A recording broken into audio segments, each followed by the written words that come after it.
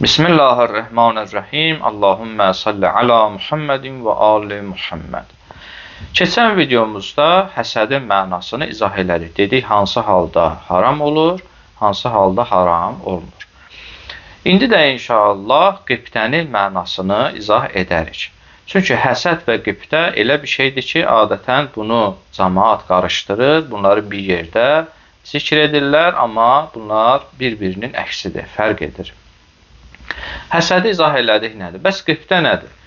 Qibtənin mənası odur ki, insan bir şəxsin əlində olan nimətə, həmin o müvəffəq olduğu şeyə daha həsəd eləmir.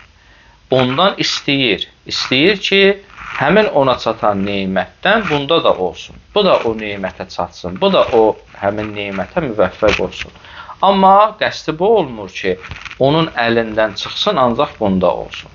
Qibtə həsədin əksidir. Həsəd də bu idi ki, mən istəyirəm onda olan nimətdən məndə də olsun, amma onun əlindən çıxsın.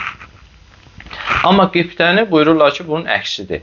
Mən istəyirəm onda olan nimətdən məndə də olsun, amma istəmirəm onun əlindən çıxsın. Məsələn, bir şəxs yaxşı elm oxuyub, elmə çatıb, dərs oxuyub, mən də istəyirəm ki, ilahi, məni də o nimətə müvəffəq elə, mənim də elmim olsun, mən də o məqama çatım. Amma elə onda da o nemət qalsın. Ona ki, Allah onu ruzu verib, o nemət verib, mən də onunla rizqlənim, amma onun əlindən çıxması. Bu qibtədir. Qibtə özü yaxşıdır, günahlardan da deyil və insanda olması da bir günahı yoxdur. Amma həsəd böyük günahlardandır.